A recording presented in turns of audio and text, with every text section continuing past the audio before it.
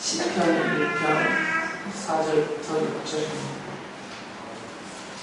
그러나 악인은 그렇지 않으니 한낮 바람에 흩날리는 쭉정이와 같다. 그러므로 악인은 심판받을 때 몸을 가누지 못하며 죄인은 의인의 모임에 참여하지 못한다. 그렇다. 의인의 길은 주님께서 인정하시지만 악인의 길은 망할 것이다. 지난 시간까지 시편의 전체를 살펴보면서 의인이라고 불리워지는 하나님의 백성들에 대한 얘기를 계속 드렸고요. 오늘은 시편 1편의 후반부인 악인에 대한 얘기를 좀 같이 나누려고 합니다. 시편 1편뿐만 아니라 시편의 시인들은 하나님의 백성들을 의인이라고 부릅니다. 우리가 스스로 내가 하나님의 백성이라고 이렇게 확신하고 있다면 이제 나도 의인이라고 불려지는 거겠죠. 그리고 그 외에 나머지 사람들, 뭐 민족이나 나라 이런 걸 가리지 않고 의인이라고 불리워지는 하나님의 백성이 아닌 나머지 사람들을 다 그분들은 듣기 싫겠지만 악인이라고 불러요. 시편의 시인들이 이렇게 부른다는 겁니다. 이걸 더 확대하면 성경 전체가 그렇게 불러요. 하나님을 믿고 섬기고 사는 하나님의 자녀들, 하나님의 백성들은 의인이다라고 시편과 성경이 부르고 그 외에 나머지 모든 사람들은 그분이 아무리 위대하고 대단하고 또 심지어는 현임 소리를 들을 만도 하고 또 성자 소리를 들을 만한 그런 분들이라 하더라도 매곡하게 이 성경은 그리고 이 시편의 시인들은 그들을 다 그냥 전부 다 그냥 악인이라고 불러요. 왜 시편의 시인들이 그리고 성경이 이렇게 사람을 불러 나눌 때 악인과 의라고 부를 때 도대체 뭘 근거로 해서 어떤 걸 근거로 해서 악인, 의인 이렇게 나누냐는 거죠. 시편 내용만 살펴보면 성경 전체는 보기 힘드니까 지금 우리가 살펴보는 시편이니까 이렇게 1편에서 150편까지 시편 전체만 살펴보면 이 시편의 시인들은 의인과 악인을 구분하는 그 근거, 그 기준을 윤리적인 선악에다 두지 않습니다.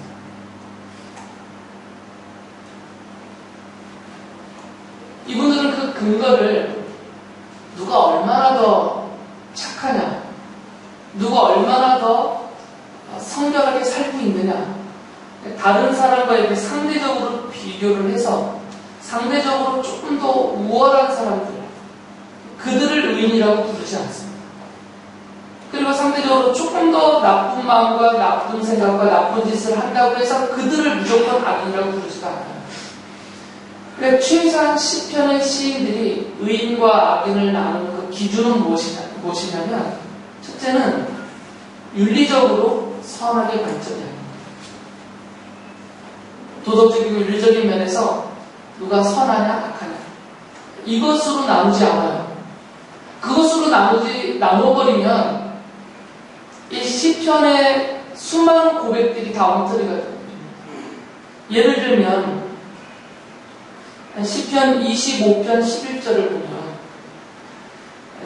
다윗이 이렇게 고백을 해요. 주님의 이름을 생각하셔서라도 내가 저지른 큰 죄악을 용서해 주십시오라고 고백을 하죠. 이건 다윗이 하는 고백입니다. 의심의 여지 없이 다윗은 의인이에요. 성경은 다윗을 의인으로 부릅니다. 요만큼의 의심도 남겨두지 않죠. 우리도 다 그렇게 인정을 합니다. 그리스도의 조상으로 오신 이 다윗은 누가 다윗을 가리켜서 악인이다, 악인의 저주 형벌을 받고 멸망할 자다, 누가 그렇게 말하겠어요? 그런 위대하고 하나님의 사람이라고 하나님이 그렇게 인정해 주셨던 다윗조차도 시편에 보면 이런 고백을 수도 없이 합니다. 내가 하나님 앞에서 큰 죄악이 있습니다. 내 죄를 용서해 주십시오. 그래서 이 시편의 저자들은, 시인들은 의인과 악인을 나누는 이 기준을 윤리적인 선악의 그런 차이로 나누지 않고 한 가지의 관점으로 나눕니다. 그들이 하나님을 어떻게 대하고 있느냐, 하나님을 대하는 태도, 그것을 가지고 의인과 악인으로 나눕니다. 왜 그러냐면 똑같아 보이거든요. 사실은 우리가 보기에 차이가 나 보이지만 하나님이 보시기에는 다 똑같아 보여요. 사람들이 좀 더 착하다, 좀 더 악하다, 이 구분이 우리 사이에서는 뭐 크게 대단해 보일지는 모르겠지만 하나님이 보시기에는 다 그게 그거예요. 아무리 성자처럼 살았다라고 추앙을 받는 사람이라 하더라도, 아니면 아무리 저주와 심판을 받아 합당하다고 여겨지는 그런 흉악한 자라고 해도 사람 사이에서의 차이가 보이지만 하나님 보시기에는 다 비슷비슷해요. 그 죄라는 본질을 갖고 있는 입장과 그 죄라는 본질을 따라서 사는 모습으로는 하나님 보시기에 다 똑같아요. 그러니까 골라낼 수가 없죠. 하나님께서는. 만약에 하나님께서 이런 윤리적인 선악의 관점으로 의인과 악인을 가르셔서 골라내신다고 한다면, 이쪽이 악인의 자리고 이쪽이 의인의 자리라면 이 의인의 자리는 텅 비어 있습니다. 이 자리에 들어가 앉아있을 자리에 사람이 없어요. 인류 역사상 존재했고 지금도 존재하고 있고 앞으로도 존재하게 될 어떤 인간이라 하더라도 이 본질적인 악함이 있기 때문에, 이 죄에 대한 오염으로 인한 본질적인 악함이 있기 때문에 아담 이래 모든 이 땅에 존재했던 인류들은 그 인류 중에서 이 의인의 자리에 하나님이 인정하시는 죄가 없고 완전한 선과 완전한 의를 지닌 그런 의인으로 이 자리에 앉을 수 있는 사람은 한 명도 없죠. 그리고 이 자리는 텅 빌 수밖에 없는 거죠. 모두가 다 악인의 자리에 가 있어요. 실제로 다윗도 내가 그 수준이다라고 좀 고백을 하고 있으니까, 이건 다윗만의 고백이 아니라 모든 하나님의 사람이 다 그렇게 고백을 해요. 내가 악인입니다. 내가 죄인입니다. 하나님의 은혜가 아니면 내가 이 악인의 멸망의 자리에서 벗어날 수 없는 그런 죄인입니다라고 모든 사람들이 다 고백을 해요. 그럼에도 불구하고 이 시편의 시인들은 특정한 어떤 사람들을 의인이라고 불러요. 의인이라고. 그러니까 그 기준은 뭐냐면 윤리적인 선악의 관점이 아닙니다. 그렇게까지 의인이 한 명도 없으니까 하나님을 대하는 태도, 하나님을 어떤 자세로 대하느냐로 의인이요 악인이요 나눴다는 거죠. 시편 앞에 1편 1절에서 3절까지 보면 의인들에 대해서 이야기를 하는데, 이건 몇 차례 시편 설교 중에 드렸던 말씀입니다. 거기서 의인이라고 불리워지는 사람들은 전제가 있다고 그랬죠? 기억을 더듬어 보세요. 첫째는 이 사람들은 어떤 사람들이에요? 전제적인 게 있어요. 내가 뭐 어떻게 하기 전에 하나님의 뭐가 있어요? 선택이 있어요. 하나님이 하나님의 백성으로 삼겠다라는 하나님의 선택하심이 있어야 될 거예요. 그리고 그 선택을 받은 자를 하나님이 정하실 때 하나님이 부르셔서 하나님의 백성이 되게 하신 사람입니다. 그리고 그들이 하나님의 택함을 받고 부르심을 받아서 하나님의 백성이 되었다라는 이 언약의 보증으로 그들에게 주신 것이 뭐라고요? 율법이잖아요. 그래서 복 있는 사람은 주님의 율법을 즐거워하면서 주야로 묵상하는 사람이잖아요. 그러니까 율법보다 하나님의 말씀은 보증입니다. 내가 하나님의 백성이라는 보증입니다. 이들을 의인이라고 부릅니다. 그 1절부터 3절까지의 그 의인의 조건에 앞에 1절에서는 악인, 죄인, 오만한다 이런 얘기를 하면서 그 사람들의 길에 서지 않는다, 앉지 않는다, 가지 않는다 이런 표현들을 쓰지만 그게 절대적인 기준이 아닌 거예요. 절대적인 기준은 그가 하나님의 백성으로 택하심을 받았고 부르심을 받았고 그에게 언약의 보증으로 하나님의 말씀이 주어져서 그 받은 자체를 즐거워하고 믿음으로 섬기며 살아가는 그 태도, 그 태도를 갖고 있는 그 사람이 의인이라는 것이죠. 반대로 이 악인은 하나님을 거역하는 무리다라는 표현을 시편 2편이 설명을 해줘요. 그래서 이 시편 전체를 보면 이 악인들의 상태를 하나님을 거역하고 반역하는 우리, 이런 식으로 표현을 하는데 36편 1절에 보면 이렇게 말씀하십니다. 악인의 마음 깊은 곳에는 반역의 충동만 있어 그의 눈에는 하나님을 두려워하는 기색이 조금도 없습니다. 그러니까 시인들은 누구를 악인이라고 부르냐면 선악으로 보지 않습니다. 도덕적인 선악으로 보지 않고 그 마음에 하나님에 대한 이 반역, 이게 가득 차 있다는 거죠.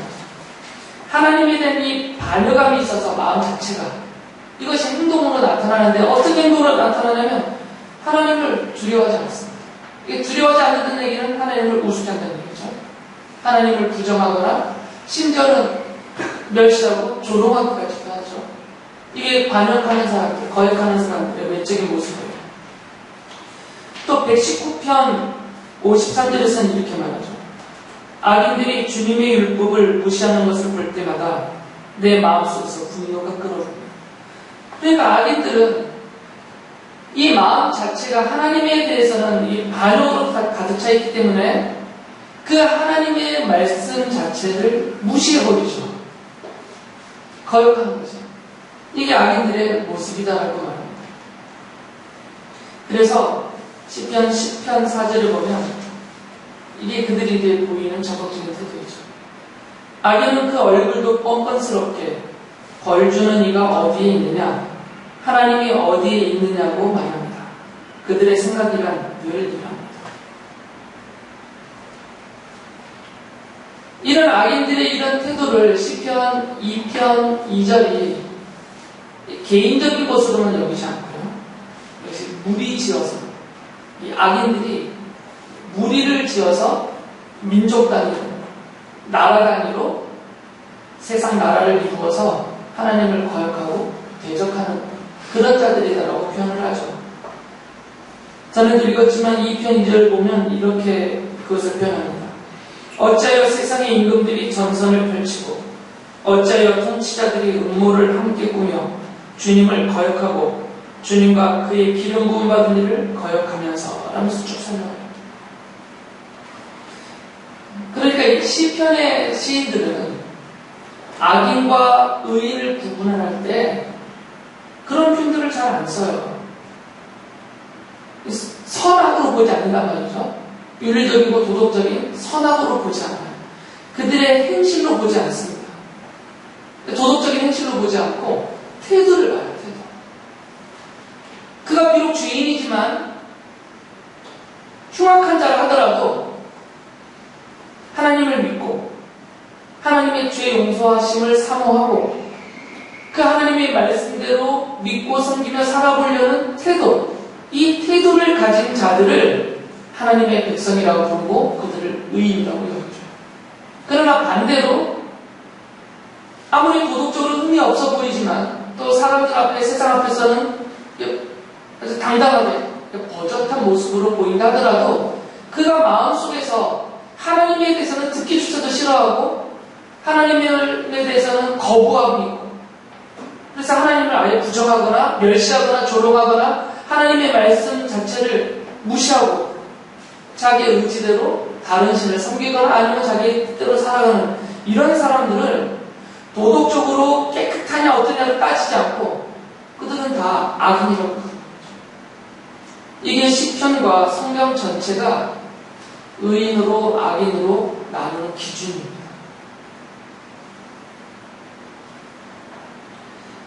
이 부분에 대해서 우리 성도님들도 오해하시면 안 되고요. 물론 교회 바깥에 계신 분들은 다 이런 생각을 하지만 성도라고 하면 교회 다니는 하나님의 백성이라고 하면 상대적으로 교회 바깥에 있는 분들보다는 좀 윤리적으로 도덕적으로 좀 더 깨끗하고 더 우수해야 되지 않느냐 이런 생각을 다 해요. 우리 성도들도 그런 생각을 스스로 갖고 있고 교회 바깥에 있는 분들은 당연히 그렇게 생각을 합니다. 뭔가 다르기를 원하죠. 근데 솔직하게 말씀을 우리가 다 꺼내서 나눠보면 다르지 않아요. 다르지 않습니다. 그냥 도덕적인 관점에서 보면 이 자리에 있는 우리도 다 악인이에요. 도덕적인 관점에서 보면. 상대적으로 비교하면 이 자리에 있는 우리보다 교회 바깥에 있는 분들 중에 더 뛰어나신 분들이 얼마든지 있어요. 실제로. 목사인 저보다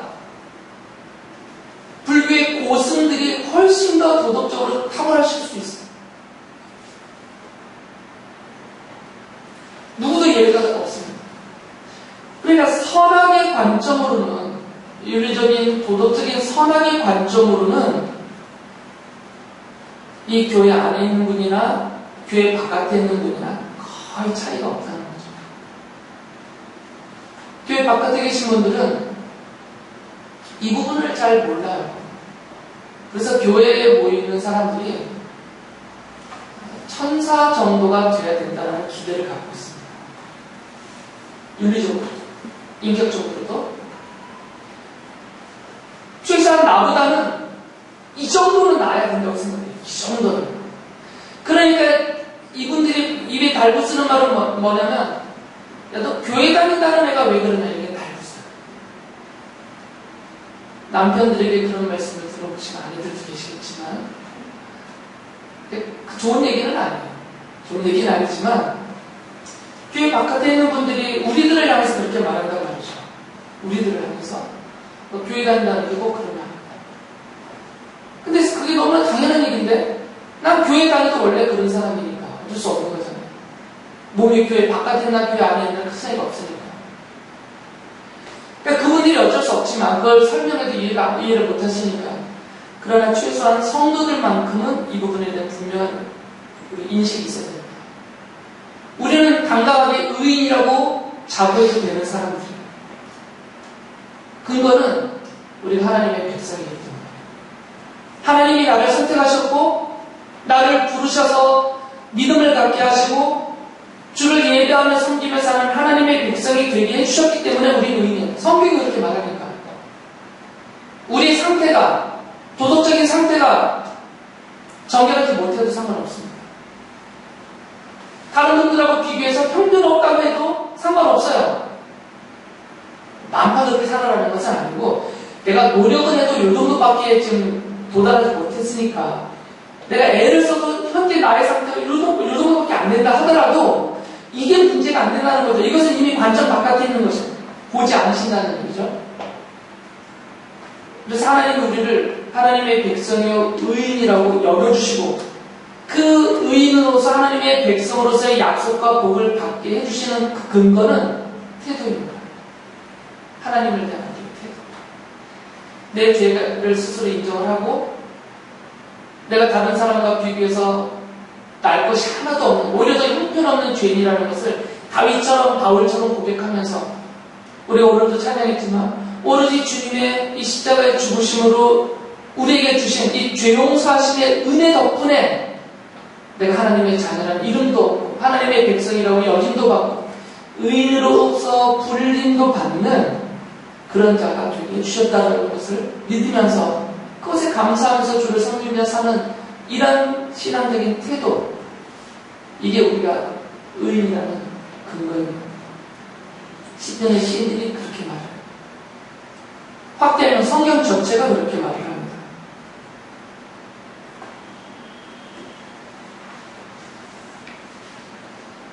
이 부분에 대해서 명확한 이해를 하셔야 됩니다. 성경이 말하고 있는 의인과 악인. 물론 도덕적인 삶을 무시한다는 얘기가 아니라 신분적으로 누가 의인이냐 누가 악인냐를 구분해야 된다는 거죠. 이렇게 생활적인 면에서는 좀 더 의롭게 살기 위해서 우리가 애쓰는 것은 너무나 당연한 태도이죠. 하나님을 섬기는 자녀로서.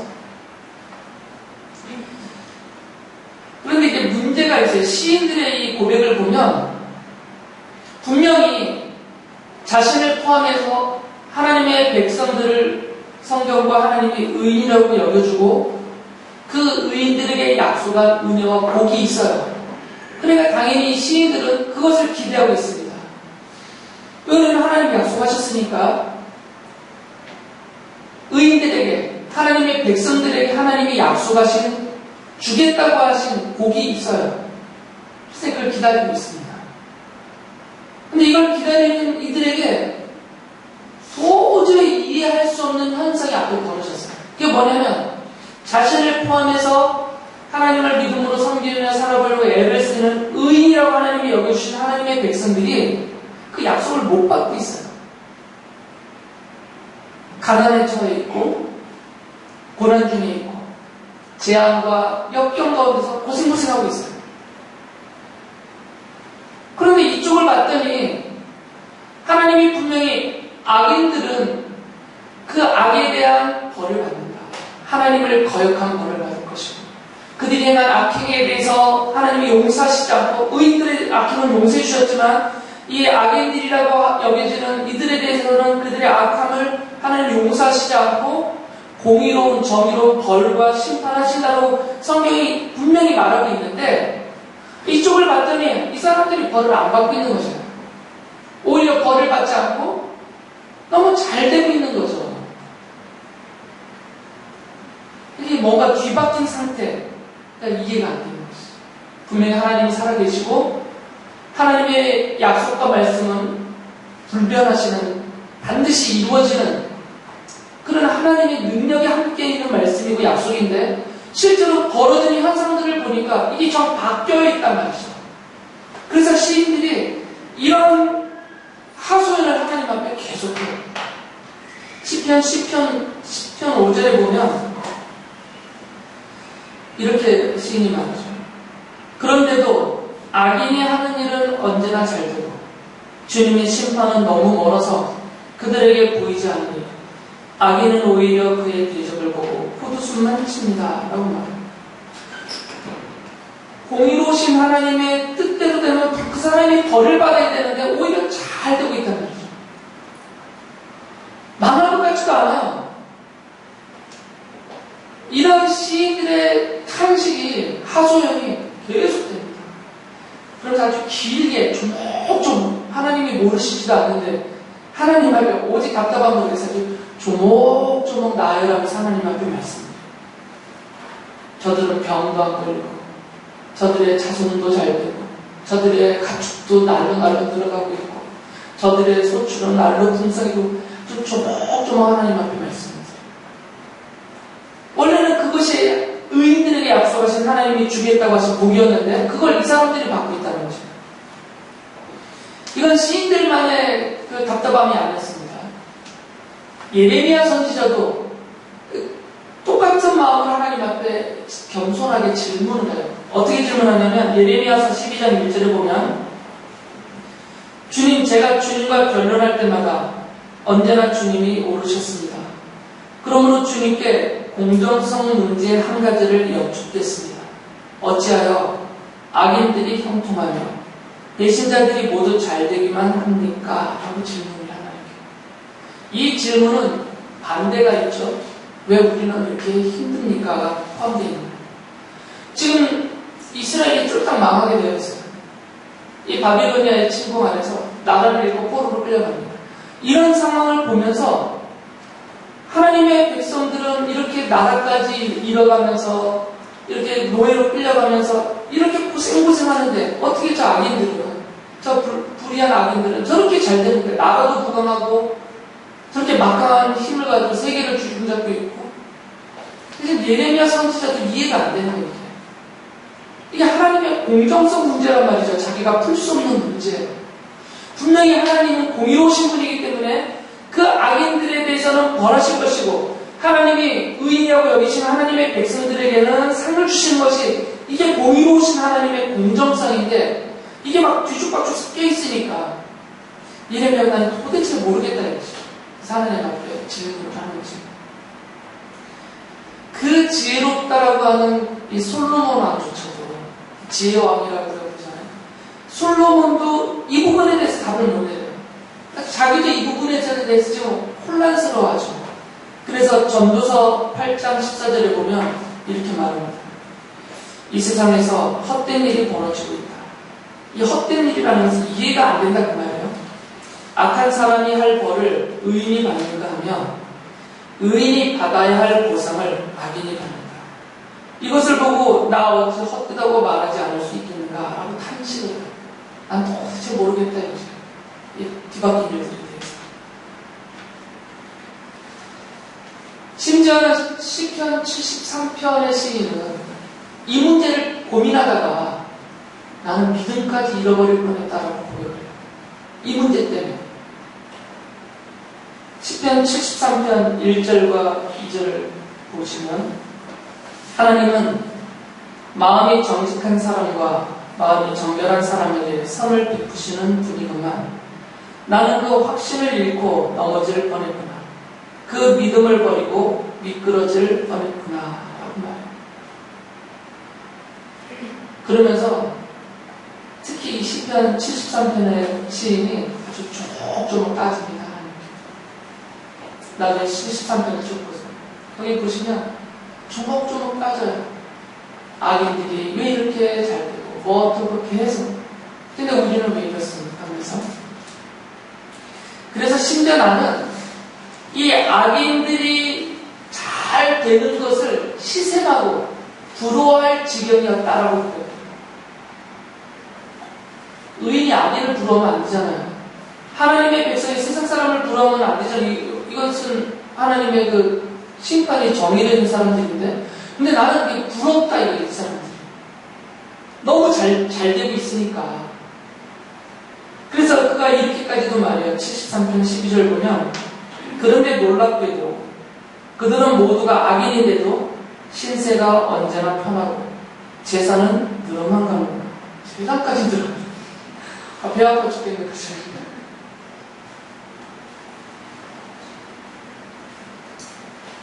그래서 이 73편의 시인이 이 문제에 대해서 이건 내가 도저히 풀 수 있는 문제가 아니다. 너무 어려운 문제였다라고 이렇게 고백을 하죠. 16절에서 그가 이렇게 말해요. 내가 이 얽힌 문제를 풀어보려고 깊이 생각해 보았으나 그것은 내가 풀기에는 너무나 어려운 문제였습니다. 어떻게 풀겠어요, 이것은? 예레미야도 못 풀었고 솔로몬도 못 풀었어요. 다윗도 못 풀었어요. 73편의 시인 당연히 못 풀죠. 사람이 어떻게 그것을 알겠어요? 도대체 왜 하나님이 의인과 악인에 대해서 대하시는 원래 약속하신 대로 하나님이 정하신 대로 왜 대하지 않으신가? 우리가 어떻게 이 문제를 해결하겠어요? 그런데 이게 보이는 현상이에요. 실제적인 현상.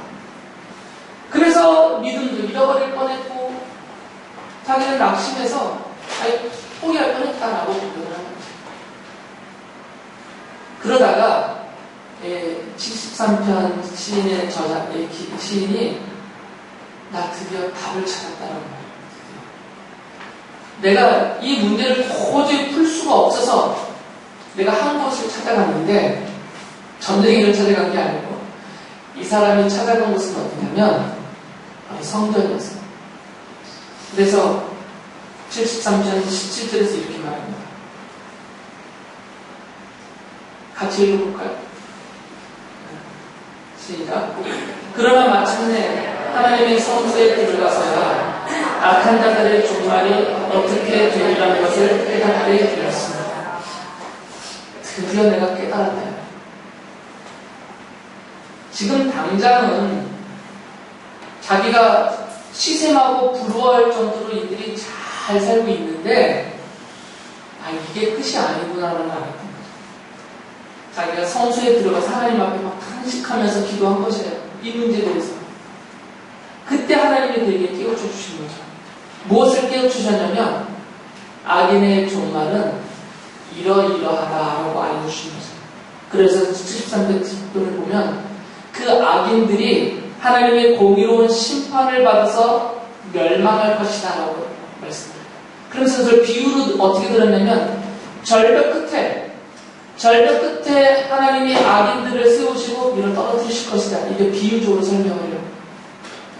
가득한 절벽. 그러니까 그들에 대한 하나님의 정의로우신, 공의로우신 심판이 그들에게 형벌로 내려질 때가 있다.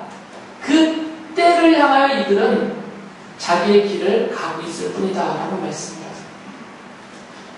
그러니까 당장 눈에는 나는 약속된 복을 못 받고 고생하고 있는 것 같고 이 악인들은 하나님을 그렇게 조롱하고 거역하고 멸시하고 부정하고 하나님의 백성들을 핍박하는 이 악인들은 분명히 하나님이 벌하신다라는 공의로우신 말씀이 있음에도 불구하고 지금 잘 살고 있지만 이게 끝이 아니라 그들의 멸망할 끝이 오리다.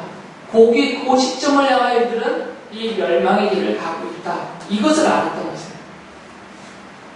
그러니까 그 때가 되면 이들은 망한다는 것이죠. 그러니까 배합할 것도 없고 부러워할 것도 없고 거기에 얹혀갈 생각할 필요도 없는 거죠. 왜냐면 지금 정해진 그 멸망의 자리, 그 망하는 그 시점을 향하여 가고 있으니까. 사람마다 다르겠지만 최종적인 한 시점에는 완전히 이런 멸망의 시점이 있으니까. 근데 그것을 알았다는 거죠. 이런 고백을 시인들도 나중에 깨닫고 반복적으로 해요. 37편 20절에서 시인이 이렇게 말합니다. 그러나 악인들은 해망할 것이니 주님의 원수들은 기름진 풀밭이 시들어 불타듯이 불타 없어질 것이니 연기처럼 사라질 것이다. 연기처럼 사라집니다. 그들이 모아둔 그 재산, 아까 시인이 배합하면서 얘기한 재산이 늘어만 가는구나. 그렇게 늘어만 가는 재산도 연기처럼 사라질 것이다. 그들이 쌓아올린 그 권자도 순식간에 불타서 연기처럼 사라질 것이다. 이 세상에다 세워놓은 모든 기업과 나라와 권세가 다 그냥 순식간에 마른 풀이 불타 없어지듯 그 멸망의 곧 시점에 하나님의 공의로운 심판 앞에서 다 불타 사라질 것이다. 연기처럼 사라질 것이다. 라고 말해요. 이게 하나님의 뜻이니까. 그래서 이 시인은 하나님에 대한 신뢰가 있습니다. 7편 11절에서 이렇게 말하죠. 하나님은 공정한 재판장이시오. 언제라도 악인을 벌하는 분이시다. 그러니까 하나님은 공정한 재판장이세요. 악인에 대해서 모른 체 하셔서 상을 주시는 이런 엉터리 재판장이 아니라는 거죠. 의인에 대해서 약속하신 그 은혜와 복과 상을 깜빡하고 내가 못 준다든지 아니면 의인으로 못 알아봐서 못 준다든지 이런 터무니없는 일은 없다 이거죠. 아주 공정하신 분이기 때문에 약속하신 대로 그 하나님의 정의를 주신 뜻대로 하나님의 백성들 의인들을 향한 약속된 상과 복이 임할 것이고 악인들에 대한 하나님의 정의로우신 심판과 형벌이 임할 것이다. 이런 믿음의 고백을 하고 있는 것입니다. 그래서 이 시인들이 하는 말은 뭐냐면 부러워하지도 말고 시샘하지도 말고 그 자리에 엉뚱한 생각하지 말자 그 얘기를 하는 거죠. 그래서 이 하나님을 거역하고 또 부정하고 적극적으로는 대적까지 하는 그런 악인들을 향해서는 정해진 끝이 있다고 시인들이 말합니다. 9편 17절에서 이렇게 나오죠. 악인들이 갈 곳이 정해져 있습니다. 악인들이 갈 곳은 스올, 하나님을 거역한 문 나라들이 갈 곳도 그곳뿐이다. 스올이라는 곳이 정해져 있다는 것이죠. 이 스올은 히브리어에 대한 히브리어가 한국말로 음력한 것인데요. 옛날 성경에는 음부라는 번역을 해놨습니다. 이 음부의 뜻은 크게 세 가지입니다. 하나는 죽음 자체를 말해요. 죽는다는 것을 음부라고 표현하고, 또 하나는 무덤을 음부라고 말해요. 스올이라고. 그리고 또 하나는 지옥을 가리키는 말이에요. 그러니까 이게 복합적인 뜻입니다. 단어가 이런 복합적인 뜻을 갖고 있는 단어 스올이라는 말 자체가. 그러니까 지금 이 9편 17절에서 이 내용을 쓰고 있는 이 시인은 이것을 다 염두에 두고 지금 말하고 있죠. 왜냐하면 악인들이 죽은 다음에 그들이 소위 말하는 극락에 가서 태평하게 잘 산다는 이게 무슨 심판이겠어요? 그러니까 단순하게 육체적인 죽음에서 끝나는 것이 아니라는 거죠. 또는 무신론 철학자들이 말하는 것처럼 인간의 존재가 죽음 이후에는 무의 상태로 사라져버려서 죽음 이후에 천국도 없고 지옥도 없고 죽음 이후에 영원한 행복, 영원한 고통도 없고 그냥 존재 자체가 마치 그냥 훅 사라져버리듯이 죽으면 사라져버린다. 이렇게 말하거든요. 그것도 아니라는 거죠. 지금 이 악인들이 갈 곳이 정해져 있는데 그 정해진 그곳을 소울이라고 말할 때는 이 세 가지가 다 담겨져 있는 거죠. 아무리 그렇게 잘 살아도 결국은 죽는다. 그리고 그 몸이 아무리 막 녹용 산삼 먹어서 잘 이렇게 만들어놔도 결국은 무덤 속에서 썩어질 것이다. 그리고 최종적으로는 영원한 지옥의 죽음, 거기서 영원한 형벌 가운데 처하게 될 것이다. 이게 다 포함되어 있습니다. 그러니까 악인들이 갈 곳은 거기다라는 거죠. 정해진 길로 간다 그거죠. 정해진 길로. 그러니까 어떤 사람은 돈을 잔뜩 들고 수호를 향해서 가고 있는 것이고요. 이렇게 말하니까 좀 미안하긴 하지만 어쩔 수 없이 성경이 이렇게 말하니까. 어떤 사람은 그 왕의 홀이라고 그러잖아요. 통치 지팡이 권세를 잔뜩 휘두르면서 수호를 향해서 가고 있고, 어떤 사람은 미모를 가꾸면서 수호를 가고 있고, 그랬다라는 얘기예요. 여러분, 하나님이 정하신 곳이니까 악인들이 갈 곳을 하나님이 정하셨어요. 수호로. 죽음과 무덤과 지옥으로 딱 정해놓으셨단 말이죠. 왜 이들이 갈 곳이 거기로 수로 정해졌냐면, 본래 하나님이 준비해 오신 곳은 하나님의 나라의 천국이에요. 하나님과 함께 영원한 영생의 복을 누릴 것을 본래 하나님이 준비해 오셨는데, 하나님을 믿지 않고 하나님을 거역하고 오히려 대적하고 그 이름을 욕하고 조롱하고 멸시하는 하나님의 말씀을 이게 거역하고 있는 그들이 갈 수가 있는 곳이 아니란 말이죠. 공의로우신 정의로우신 하나님이 그들의 그런 악함에 대해서, 이런 종교적인 악함뿐만 아니라 실질적으로 거기서 파생되는 도덕적인 윤리적인 악함에 대해서 벌하셔야만 되기 때문에 그 벌하시는 자리가 수업이라는 거죠. 그리고 그 벌하심의 결과가 영원한 지옥인 거죠. 그래서 92편 7절에서 시편의 저자 이렇게 시인이 이렇게 말해요.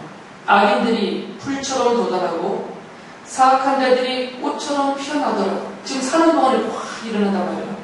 그들은 영원히 멸망하고 말 것입니다. 정해져 있다는 거죠. 영원한 멸망, 잠깐이 아니라. 이것이 악인의 길이고 의인의 길이에요. 의인의 길은 지난번 설교 때 말씀을 드렸습니다. 하나님의 백성에게 약속된 생명의 길입니다. 주님이 동행하시는 길이고, 주님과 함께하는 길뿐만 아니라 주님과 함께 영원한 생명을, 영혼들을 행복하게 누리는 그 길이 의인의 길입니다. 그러나 악인의 길은 성경이 말하는 대로 정해졌어요. 수월이에요. 그 길로 가는 거예요, 그냥. 그렇기 때문에 이 세상에 여지껏 존재해왔고 앞으로도 존재하게 될 모든 인간은 자기의 길을 갑니다. 그게 인생 여정이잖아요. 내 길을 가요. 그렇지만 그 길이 어떤 길인지를 잘 분별을 못하고 그 길의 끝이 어딘지를 잘 모르는 상태로 그냥 내 발 딛는 그 길에 아주 전념하면서 막 가요. 태도를 정해서. 하나님의 자녀들은 하나님을 섬기는 삶으로 태도를 정해서 갑니다. 악인들은 하나님을 멸시하고 부정하고 조롱하면서 자기 길을 가요. 그렇기 때문에 의인의 길이 다르고 악인의 길이 다르는 것이에요. 사는 동안에는 똑같이 하는 것 같아 보입니다. 똑같이 먹고, 똑같이 공부하고, 똑같이 가정을 꾸미고, 똑같이 일하고, 그냥 똑같이 놀고, 똑같이 골프 치고, 그냥 다 똑같아 보여요. 그런데 가는 길이 똑같아 보이지만 실제로는 전혀 다른 길을 가고 있는 것이죠. 여러분들은 실감을 못하시고 자신감이 없을 수도 있겠지만 지금 의인의 길을 가고 있습니다.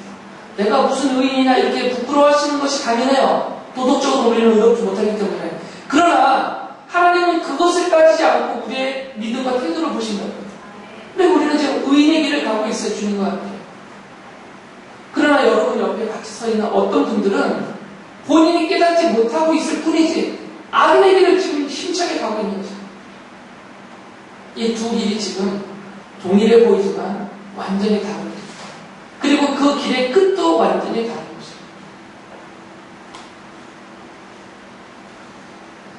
그런데 여기에서 하나님의 마음을 우리가 좀 생각해 봐야 돼요. 우리가 짐작하자는 것이 아니라 성경에서 성경 기자들이 쓰고 있는 하나님의 마음이 어떠하신지를 우리가 좀 살펴봐야 돼요. 에스겔 선지자가 에스겔 18장 23절에서 이런 악인들을 향한 하나님의 마음이 어떠하신지를 거기다 써놨어요. 이렇게 말합니다. 나 주 하나님의 말이다. 악인이 죽는 것을 내가 조금이라도 기뻐하겠느냐. 오히려 악인이 자신의 모든 길에서 돌이켜서 사는 것을 내가 참으로 기뻐하지 않겠느냐라고 말씀하세요.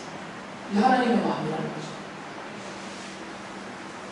하나님은 그렇게 포악하신 분이 아니세요. 사랑의 하나님이세요.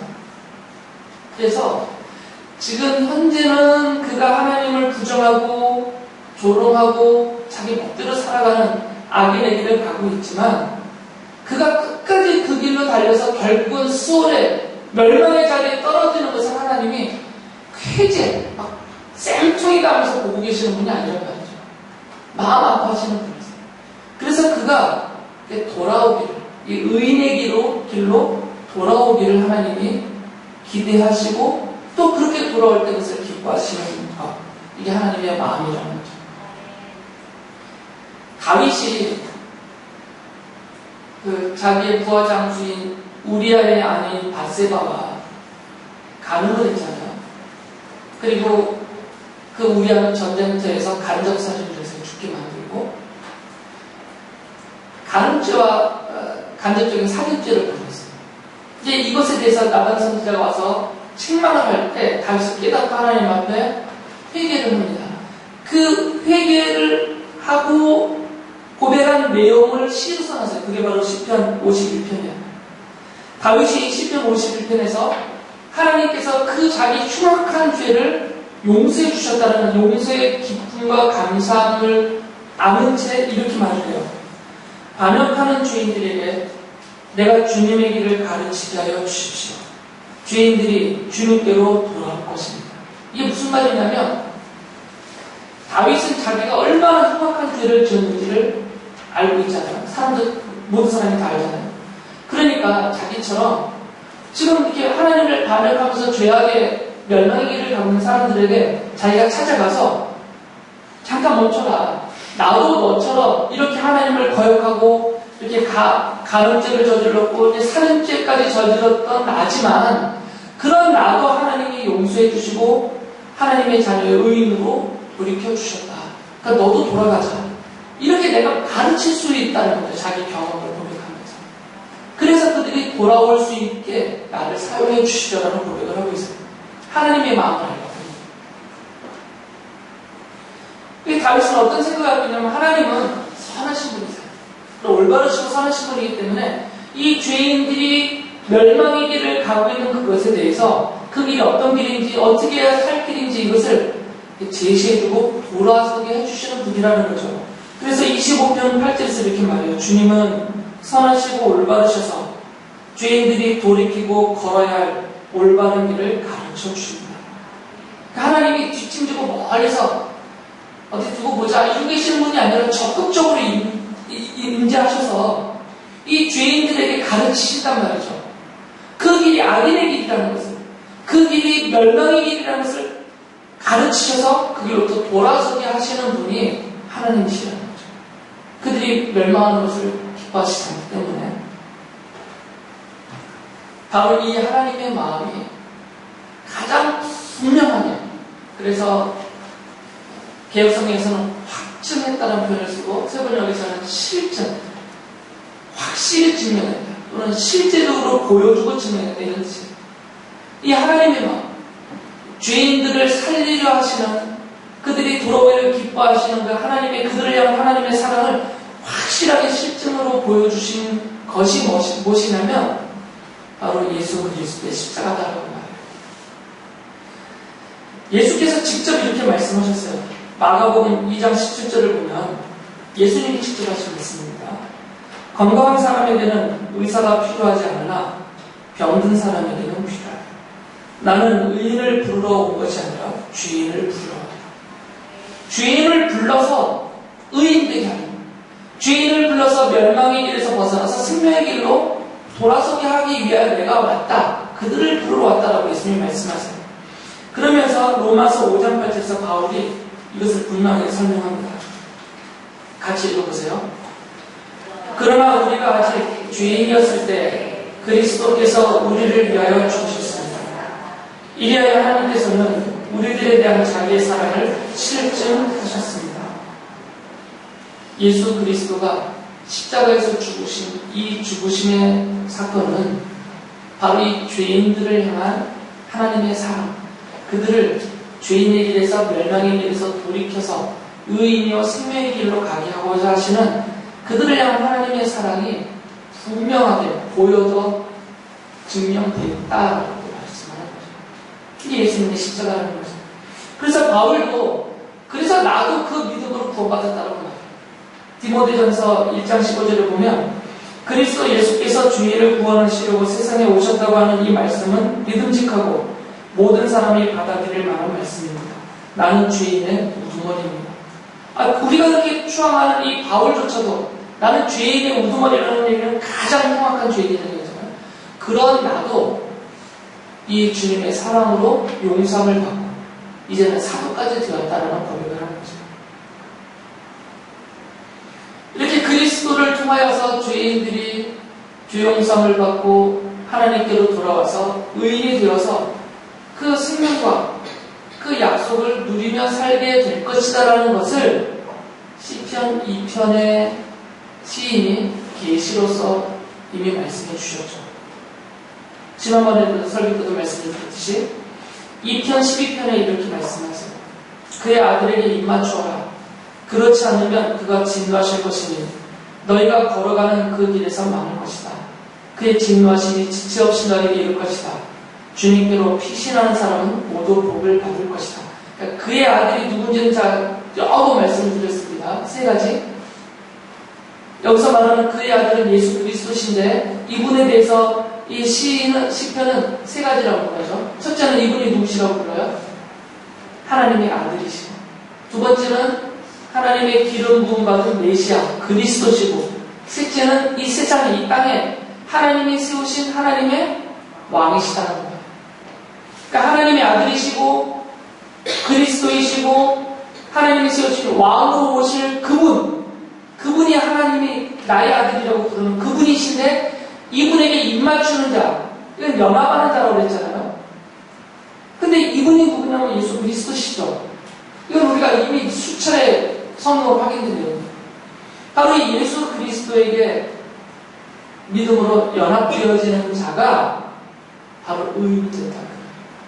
그래서 어떤 악인의 길을 현재적으로 가고 있다고 하더라도 이건 최종적인 상태가 아닙니다.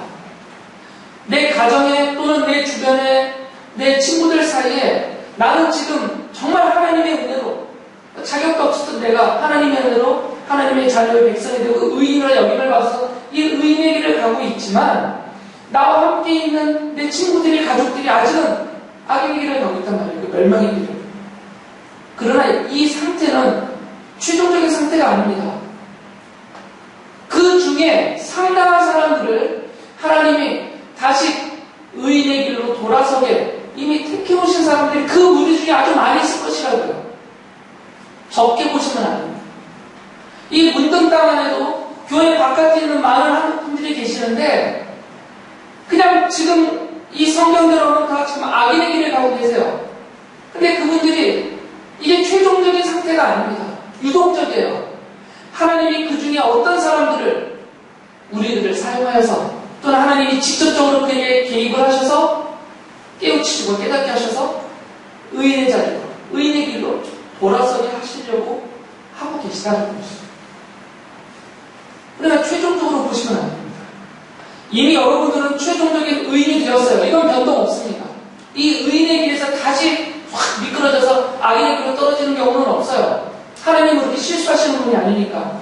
그러나 아직 의인의 길에 서지 못한 악인의 길을 가고 있는 그 많은 사람들 중에 또 상당수가 우리가 누군지는 구별할 수 없지만 우리가 기도하고 있는 그 사람이 내가 지금 만나고 있는 그 사람 중에 상당수가 이 의인의 길로 돌아오기를 하나님이 원하시는 사람이고 그렇게 택해놓으신 사람들이 있다는 것이죠.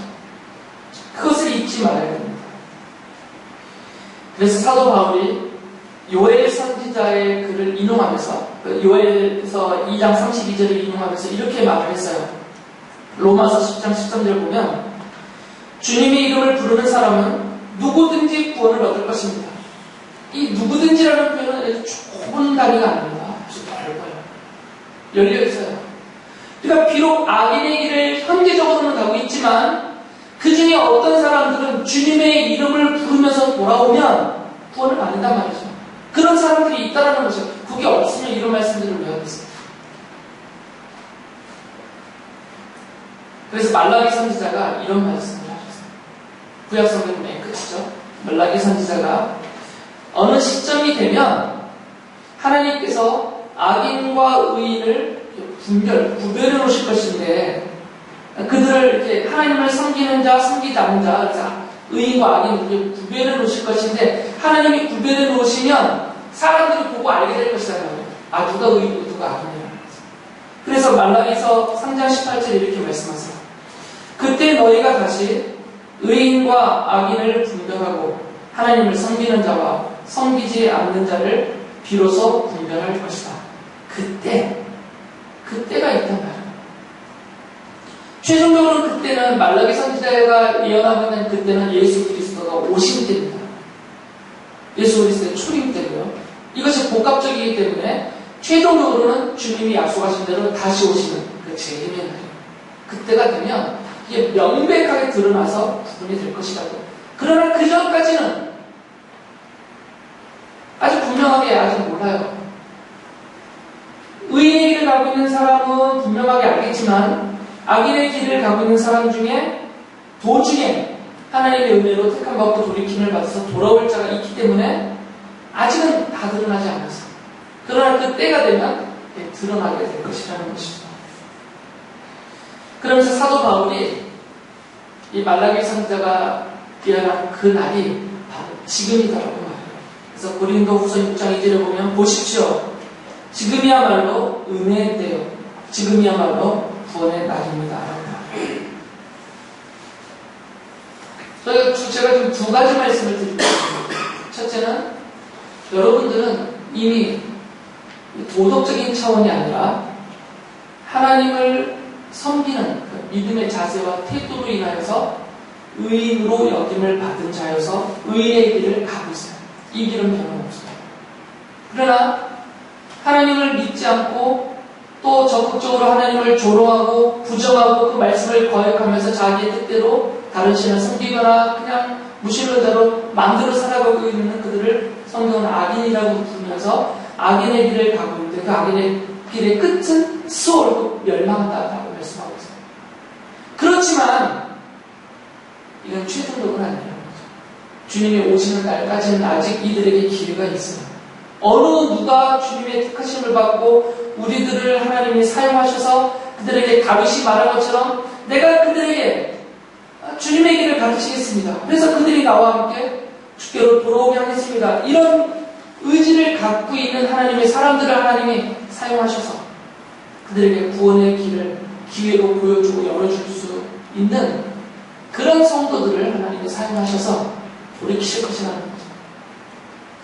이것을 잘 생각하셔서 여러분이 두 가지의 마음을 가지셔야 돼요. 첫째는 개인적으로는 감사하시고 도덕적으로 날 보지 않고 나의 선함과 악함과 이런 것을 따지지 않고 나를 자녀 삼아주신 의인되어 이 생명의 길을 가게 해주신 하나님의 은혜를 정말 감사하면서 믿음으로 주님을 잘 섬기며 따르며 사시고 다른 한면에서는 내 가족 중에 또는 내 친구 중에 내 친족과 이웃 중에 아직은 악인의 길을 가고 있는 그들, 그 끝이 멸망의 길인 것을 깨닫지 못하고 가고 있는 그들 중에 하나님이 부르실 자들이 있으니까 또 나와 가깝게 두셨다는 얘기는 나를 통하여 그를 부르시려고 하는 나를 도구로 사용하시고자 하는 하나님의 뜻이 있을 수 있으니까 기꺼이 좀 더 열심히 되고 적극적인 자세로 그들을 주께 돌이키게 하는 그런 의의 도구로 사용받고 살아가는, 그래서 온 가족도 함께 이 생명과 의의 길을 가는 기쁨을 누리고 친구 한 명도 그렇게 잃어버리지 않고 내 이웃도 함께 이렇게 기뻐함을 누릴 수 있는 우리 모두가 될 수 있기를 바랍니다.